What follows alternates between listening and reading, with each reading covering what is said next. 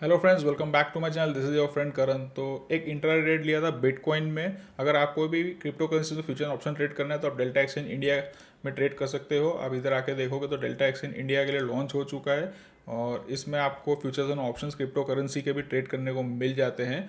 तो अकाउंट अगर आपको ओपन करना है, डिस्क्रिप्शन बॉक्स में लिंक है, उसको क्लिक करके ओपन करोगे तो 10% फीस में डिस्काउंट भी मिलेगा गाइस। तो एनीवेज अब आ जाते हैं इस ट्रेड पे। स्टार्टिंग के 10-20 मिनट में बहुत अच्छा मोमेंटम मिल गया। उसके बाद 2 घंटे से 3 घंटे से मैं वॉच ही कर रहा हूँ, लेकिन टोटली साइडवेज हो गया, इसलिए प्रॉफिट बुक करने वाला हूँ।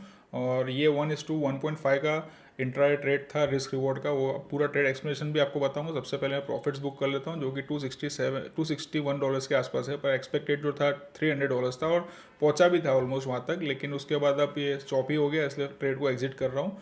लेकिन ट्रेड में ये स्टार्टिंग में जो मोमेंटम है, खाली 15 मिनट के अंदर ही ऑलमोस्ट जो प्रॉफिट दिख रहा है, इतना मुझे 15 मिनट के अंदर ही मिल चुका था। लेकिन उसके बाद पिछले 3-4 घंटे तक खाली साइडवेज हो गया, इसलिए कुछ प्रॉफिट जिसमें अभी कुछ खास मुझे लग नहीं रहा बढ़ रहे हैं और मैं रिस्क नहीं लेना चाहता हूँ, क्योंकि जो रिस्क रिवॉर्ड है वो अचीव हो चुका है। ये ट्रेड इधर आप देखोगे तो ऑलमोस्ट ये 1:1.5 का रिस्क रिवॉर्ड पे अचीव हो चुका है गाइस।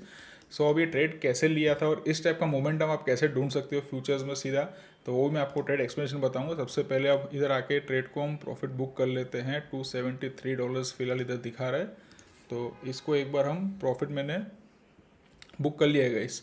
अब ये ट्रेड एक्सप्लेनेशन आपको बताता हूँ। तो सबसे पहले तो ये जो एक जोन है इसमें आपको दिख रहा है ग्रीन कलर का, डेली चार्ट पे ले जाके बताता हूँ। ये एक सपोर्ट जोन की तरह वर्क कर रहा था या वर्क करेगा, ऐसी एक्सपेक्टेशन रखी थी मैंने। ये अगर ब्रेक होता तो बिटकॉइन मेरे लिए फिर एक नेगेटिव जोन में चले जाता और टेम्प्ररी एक डाउन ट्रेंड शुरू हो जाता। ऑफकोर्स बड़ा टाइम फ्रेम पे पॉजिटिव ही रहता है, बट देन अगर हम आगे जो 10-20 दिन के लिए ट्रेड्स प्लान करते हो, कहीं ना कहीं बेरिश टाइप की ही ढूंढते। तो ये इधर आप आके देखोगे गाइस, मैं आपको बताता हूँ।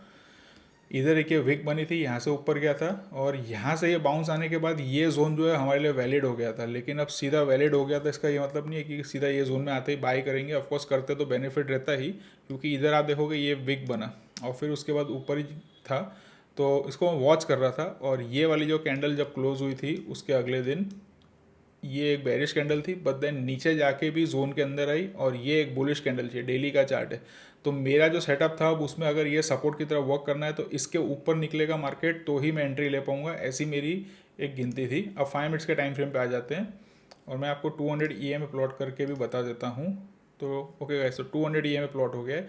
तो 5 मिनट्स के टाइम फ्रेम पे मुझे जो एंट्री लेनी थी मैं आपको बताता हूँ एग्जैक्टली। डेली का चार्ट वापस से हम खोल लेते हैं, थोड़ा सा जोन्स बना लेते हैं ताकि हमें मालूम पड़े। तो इस कैंडल के ऊपर ही मैं इस ट्रेड को बुलिश समझता है। लेकिन हुआ क्या था कि ये कैंडल बनते ही आप इधर आके देखोगे तो ये विक जो दिख रही है उस वक्त ये विक नहीं दिख रही थी इस कैंडल पे, और मार्केट गिर गया तब ये ब्लैक कलर की कैंडल दिख रही थी, एक बेरिश कैंडल दिख रही थी। तो ये जोन जो है इसके ऊपर ही मुझे बाय करना था गाइस। अब ये जोन में ऐसा था कि इसके ऊपर अगर हम बाय करते, ऑफकोर्स अगले ही दिन ऐसे निकलने लगता तो शायद मैं बाय कर भी लेता, पर ऐसा नहीं हुआ था। और उसकी क्लोजिंग से जैसे ही नई कैंडल ओपन हुई थी और एक बहुत अच्छा ये फॉल आ गया था। अब ये फॉल में एक्चुअली मैं नीचे से जाके बाय करने की एक अच्छी अपॉर्चुनिटी थी जब ये जोन के अंदर रिवर्सल हुआ था, पर मैं रिस्क कम लेना चाहता था।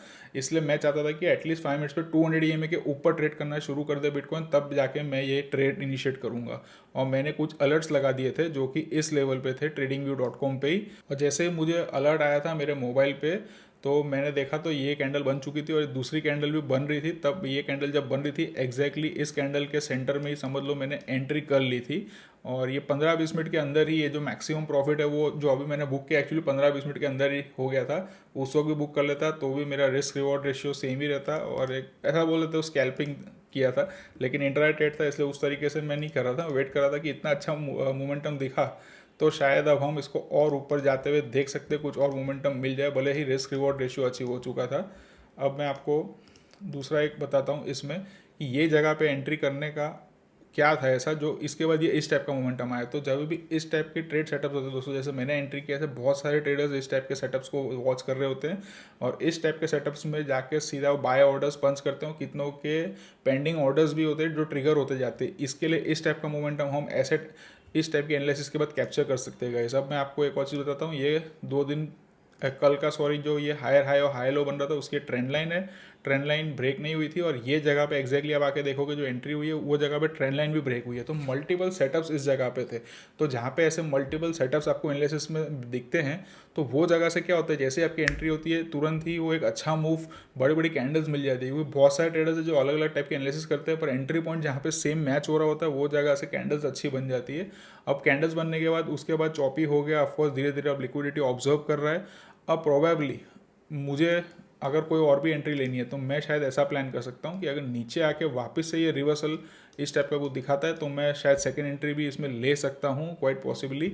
So this was the trade setup. इस टाइप के एनालिसिस आप करोगे दोस्तों तो ये जो बड़ा मोमेंटम है ये आपको कैप्चर करने में बहुत इजी हो जाएगा guys. So this was for this video. अगर आपको डेल्टा एक्सचेंज में ट्रेड करना है फ्यूचर ऑप्शन तो डिस्क्रिप्शन बॉक्स में लिंक है, उसको आप यूज़ करके अपना अकाउंट ओपन कर सकते हो डेल्टा एक्सचेंज में guys. So this is for this video.